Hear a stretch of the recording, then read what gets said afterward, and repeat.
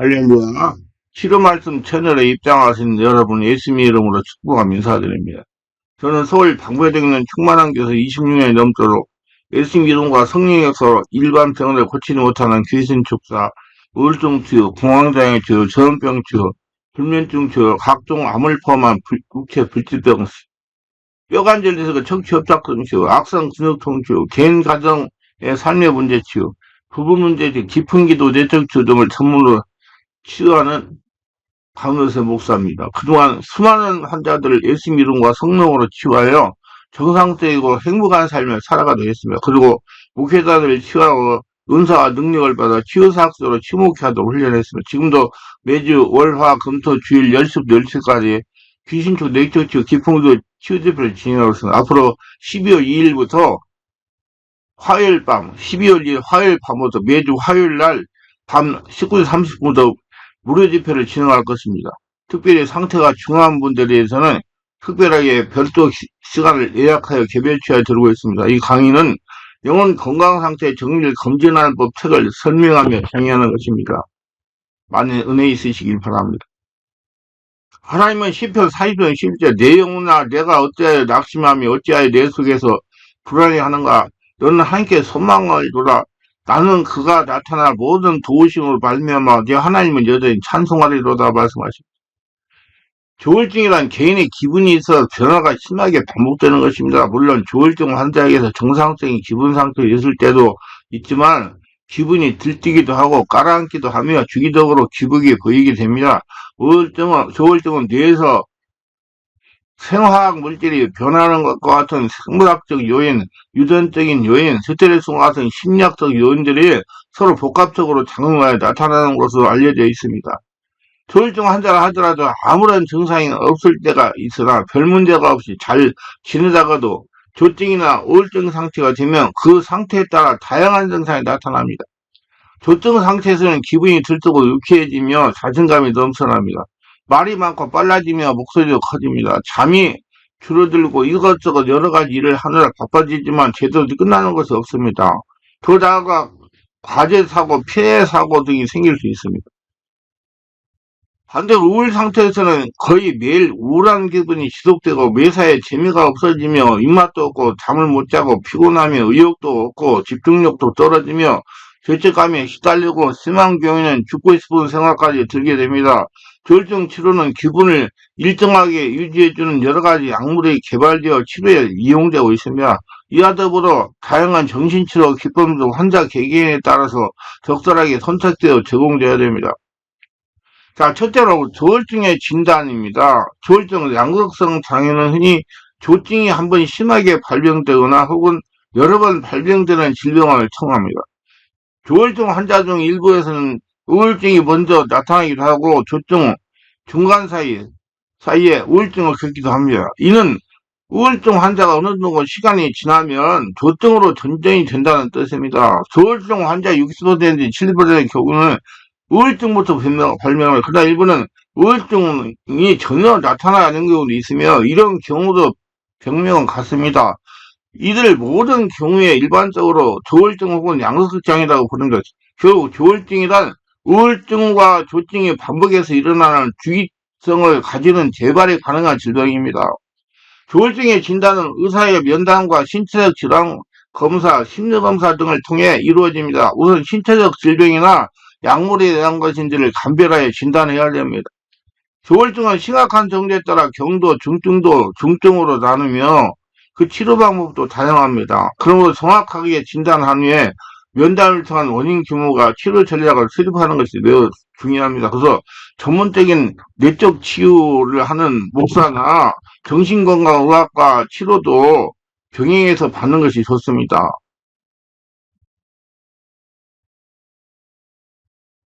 그래서 전문의한테 가서 진단하는 게 좋아요.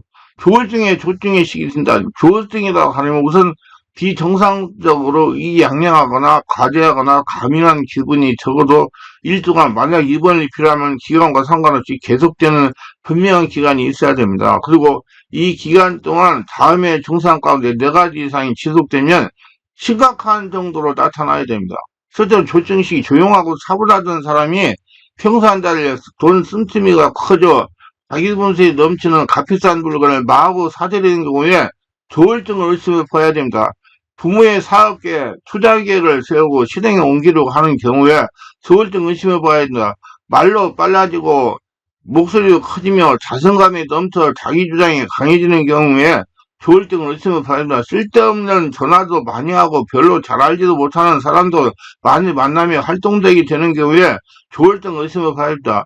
자기가 세운 무모한 계획을 수행한다면서 밤늦게까지 일하고 잠도 잘 안 자는 경우 조울증을 의심해 봐야 됩니다. 성적으로 문란해지고 밤을 자주 하게 되는 경우에 조울증을 의심해 봐야 됩니다. 자신에게 새로운 힘 또는 능력, 초능력이 생겼다거나 자신이 큰 힘 또는 권력을 가진 사람이라는 과대적인 생각에 빠진 경우에 조울증을 의심해 봐야 합니다. 자신을 누군가가 감시하고 도청을 하며 괴롭히고 있다는 생각을 갖고 있는 경우에 조울증을 의심해 봐야 됩니다. 아무도 없는 조용한 방에서 다른 사람이나 신의 목소리를 듣게 되는 경우에 조울증을 의심해 봐야 됩니다. 과격한 행동, 난폭한 행동, 이상한 행동하는 경우에 조울증을 의심해 봐야 됩니다. 그래서 이런 경우를 잘 진단해 보세요, 자기를. 둘째로, 우울증 시기, 앞에 우울증에 대해서 유튜브 설교가 있으니까 참고하시기를 바랍니다. 조울증이 자살이며 조울증의 3배, 우울증이 자살 부르는 원인이 된다는 걸 비교적 잘 알려져 있습니다. 그렇지만 이보다 더 무서운 것이 조울병입니다. 발병 연령입니다. 첫 번째 조증 증상이 나타나는 평균 연령은 20대 초반이지만 청소년기나 50대 이후 갱년기에도 시작되기도 합니다.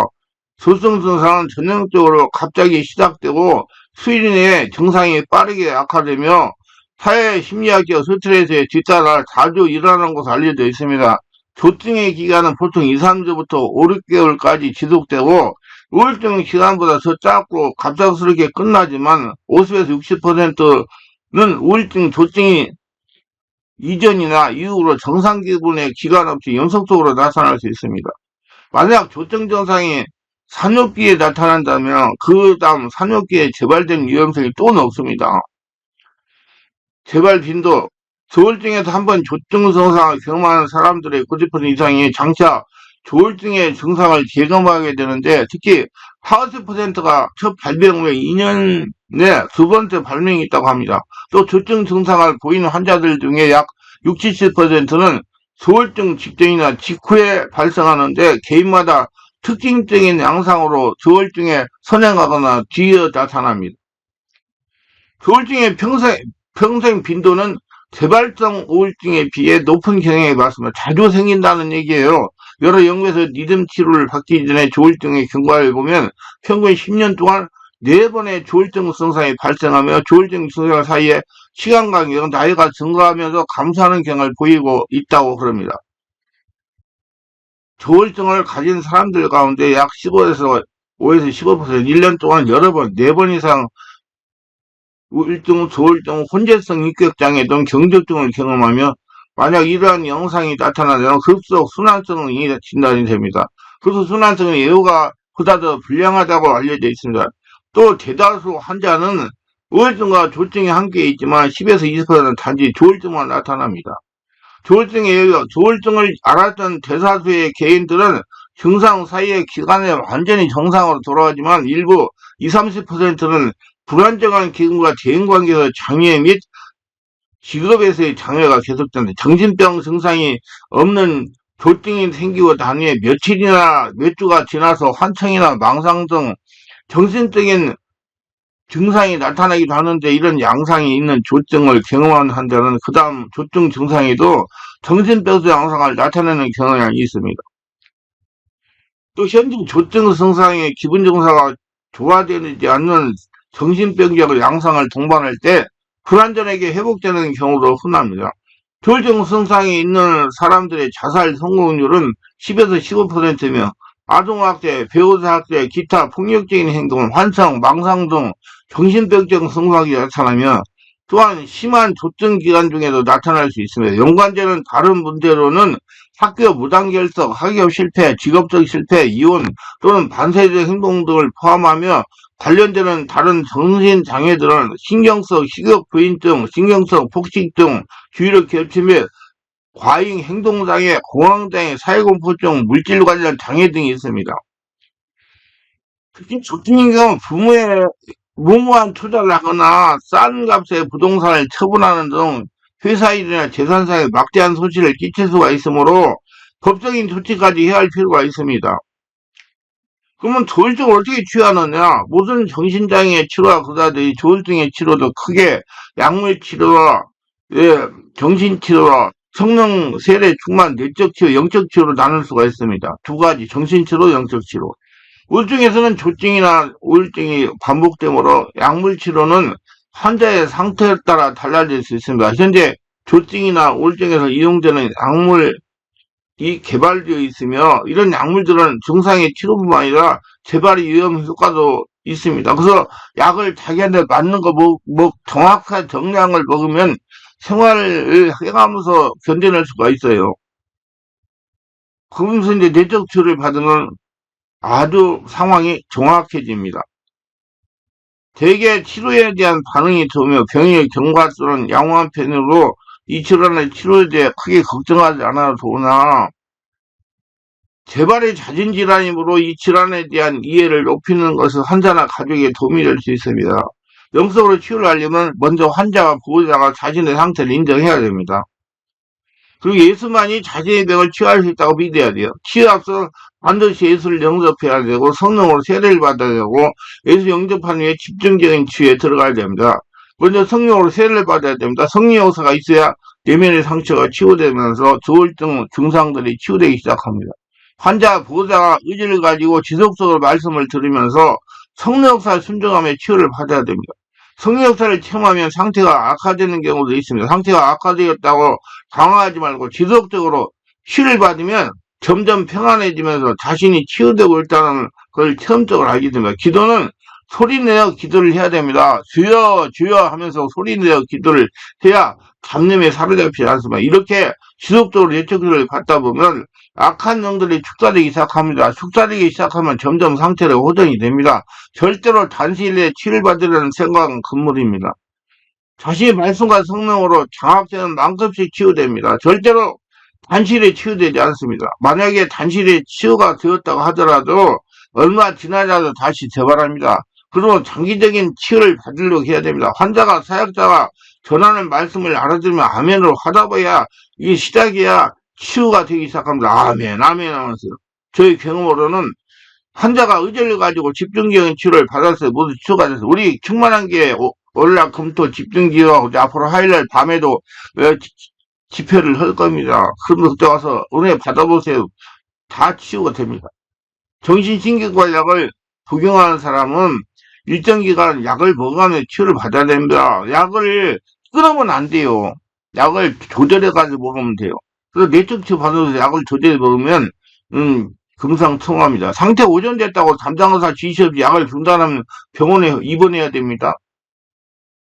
약을 10년을 먹었어도 환자가 의지만 있으면 치유가 됩니다. 예, 성형으로 치유가 된다 이 말이에요. 그래서 약을 소량 먹고 조절하면서 우울증으로 고생하는 분들은 희망을 가져야 돼요. 죽은 자를 살리시는 예수님이 나의 병을 꼭 치유해 주신다는 믿음을 가지고 치유에 응해야 됩니다.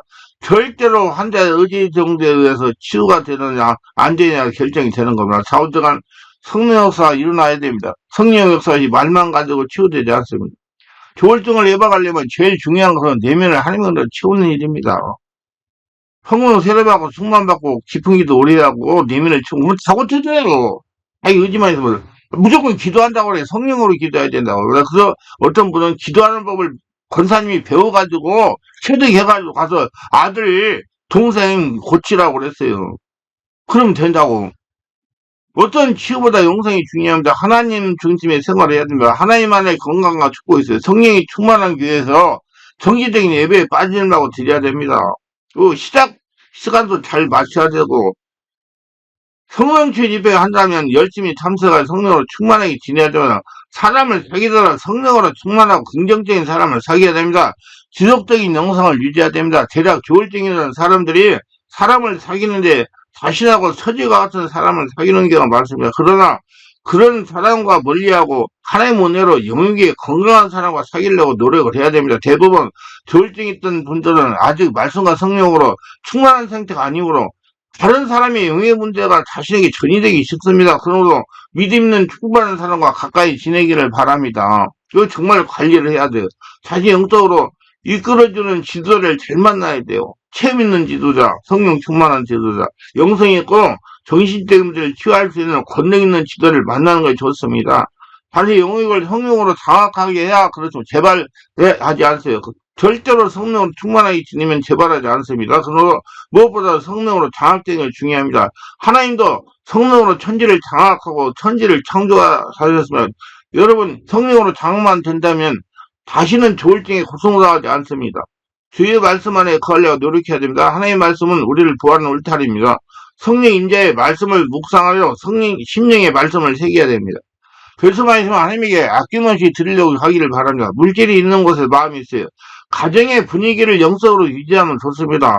항상 보혈 있고 성령 충만한 찬양이 은은하게 들려지는 분위기를 만드시기를 바랍니다. 될 수 있는 한 TV를 멀리하는 것 좋습니다.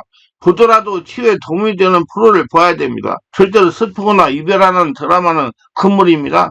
영적인 책, 치유에 관한 책, 내면 세계에 관한 책을 가까이 두고 자꾸 읽으시기를 바랍니다. 치유에 관한 책도 좋습니다. 성령 충만하게 하는 책 가까이 두고 읽으라는 것입니다. 영적인 세계에 눈이 열리는 책, 그리고 성령치유 집회 실황 녹음 CD를 듣는 것도 좋습니다. 충만한 게 많이 준비되어 있고 유튜브 설교를 내가 지금 수도 없이 하고 있어요. 유튜브 설교 들으세요. 항상 꿈과 믿음을 가지고 사가고 선하게 살아가려고 하세요. 꿈이 있는 사람과 가정, 나라는 망하지 않습니다. 나는 건강하다는 것을 자신의 무의식에 심으라는 것입니다. 우리 주변의 삶과 좋은 관계를 유지하는 것이 정신건강에 좋습니다. 절대로 사람들이 앙금이 쌓이지 않게 하세요. 땅에 대한 풀리면 하늘에서 풀립니다. 그래서 기쁨으로 선포하여 명령하시기 바랍니다. 나를 우울하게 하는 귀신은 떠나가고 기쁨이 임할 자라. 잡념을 주는 귀신은 물러가고 머리가 맑아질 자라. 머리에 산소가 잘 공급될 자라. 머리에 피가 잘 순환될 자라. 귀신의 유혹에 절대적으로 싸우시기 바랍니다. 예수 이름으로 귀신과 싸워야 됩니다. 환경이 어려워도 환경이 지지 말아야 됩니다. 환경을 이기는 자가 되어야 됩니다. 우울증에서 해방받을 수 있어요. 아무리 어려워도 절망감을 가지지 말아야 된다. 우리는 승리는 영적인 분위에서 시작합니다. 우리 둘러싼 환경은 실상이 아니라 허상이라는 걸 알아야 됩니다. 지나가는 스크린이 지나지 않고 일하는 것들에게 충격을 받지 말아야 됩니다. 환경을 두려워하지 말아야 됩니다. 우리는 믿음으로 환경을 만들어 가야 됩니다. 이외에도 운동과 적당한 수면, 휴식을 통한 신체 리듬과 건강유지, 긍정적인 사고, 효율적인 여가생활 등 조울증의 예방에 도움이 됩니다. 조울증 시기에는 자살의 위험성이 높고 조증 시기에는 재산상의 손실 위험성이 높습니다. 미혼 여성의 경우 분별 없는 이성관계로 충격적인 상처를 당할 수도 있습니다. 이런 점에 특히 유념해야 됩니다. 조울증은 한 번에 안수받아가지고 치유는 불가능합니다. 지속적으로 말씀 듣고 성령 세례받고 숨을 먹고 기도하여 성령으로 충만해야 돼요. 그리고 전문적으로 내면을 치유하는 성령치유 목회자를 만나가지고 그 위에 상주하면서 벽을 두고 관심을 갖고 치유받도록 해야 안치가 되고 재발이 가능합니다. 모두 치유받고 건강한 생활하시기 예수님의 이름으로 축원합니다.